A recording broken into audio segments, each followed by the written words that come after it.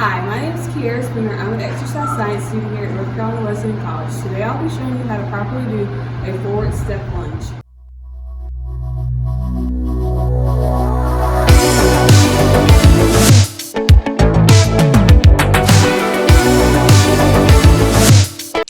Alright, let's get started.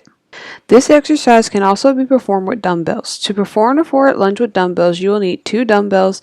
Using a closed neutral grip, the athlete should allow the dumbbells to hang at arm's length alongside the body throughout the exercise.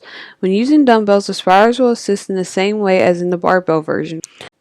Before beginning your forward lunge, I recommend that you start with some stretches in the light warm-up. By doing some stretches in the light warm-up before starting your exercise, it can help get your body ready for the exercise and help prevent injuries. To perform a forward lunge, you will need a barbell rack, spotter, and any additional weight you like to add to the bar. I recommend that if you are just starting out with weightlifting, that you start with no weight on the bar and slowly work your way up to adding weight to the bar. In starting position for the athlete, you want to start by stepping under the bar and position your feet parallel to each other. Next, you want to grip the bar with a closed pronated grip. Then you want to place the bar in a balanced position on the upper back and shoulders, above the posterior deltoids at the base of the neck. Your hand grip on the bar should be slightly wider than shoulder width. Next, you want to lift your elbows to create a shelf for the bar using your upper back and shoulder muscles. Then you want to hold your chest up and out and tilt your head slightly up. Once in position, you want to signal the spotter for assistance in moving the bar off the supports. As you lift the bar, you want to extend your hips and knees. Then you want to take 2 or 3 steps backwards. All repetitions should begin in this position. For the starting position for the spotter should stand in an erect position close to the athlete but not distract the athlete. The spotter should have their feet shoulder width apart with their knees slightly flexed. When the athlete signals, the spotter will assist with lifting and balancing the bar as it is moved off the rack. The spotter then wants to move in unison with the athlete as the athlete moves backwards to the starting position. Once the athlete is in position, the spotter should get in a hip-width stance with their knees slightly flexed and their torso erect. The spotter should position their hands near the athlete's hips, waist, or torso. To begin the forward movement phase for the athlete, you want to take one exaggerated step directly forward with one leg. This means that you want to take a step bigger than a normal step with one leg. The leg that you move forward is your lead leg, and the leg that stays in starting position is your trailing leg. You want to make sure that you keep your torso erect as the lead foot moves forward and makes contact with the floor. While you're taking a step forward, with your lead leg, you want to leave the trailing leg in starting position but keep your knees slightly flexed. Next, you want to plant your lead foot flat on the floor, pointing straight ahead, slightly inward. Then you want to allow your lead hip and knee to flex slowly. You should keep your lead knee directly over the lead foot.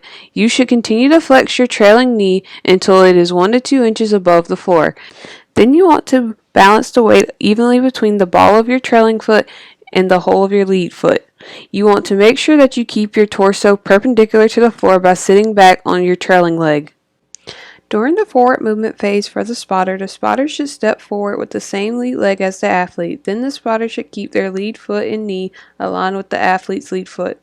Next, the spotter should plant their foot at least 12 to 18 inches behind the athlete's lead foot. The spotter should then keep their torso erect and flex their lead knee as the athlete's lead knee flexes. The spotter should have their hands near the athlete's hips, waist, or torso. The spotter should only assist when necessary to keep the athlete balanced. During the backward movement phase for the athlete, you want to forcefully push off the floor by extending the lead hip and knee. You should maintain the same erect torso position. You don't want to jerk the upper body backwards. Next, you want to bring the lead foot back to position next to the trailing foot. Do not stutter step backwards. Once back in starting position, you want to stand erect and pause, then alternate your lead legs for the next repetition.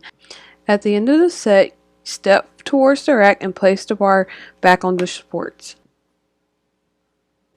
In the backward movement phase for the spotter should push backwards with the lead leg in unison with the athlete. Next, the spotter will bring the lead foot back to position next to the trailing foot. Do not stutter step backwards.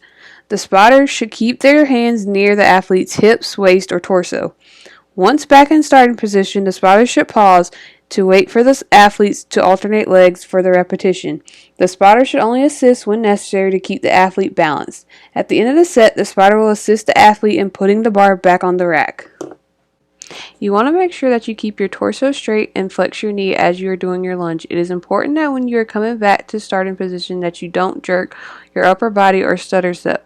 By doing incorrect technique, it can cause pain, soreness, and injuries. When you don't use proper technique, you're not working the muscles that the exercise is intended for.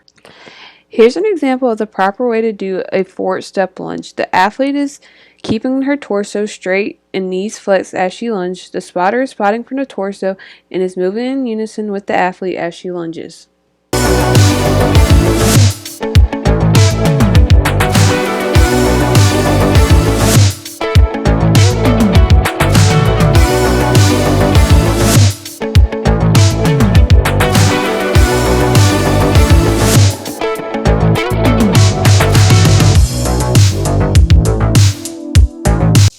Thank you for watching this video. I hope that this video has been helpful in showing you the proper way to do a forward step lunge. To end, I'm going to leave you with a few tips. Stay hydrated, perform a warm up and a cool down, and listen to your body.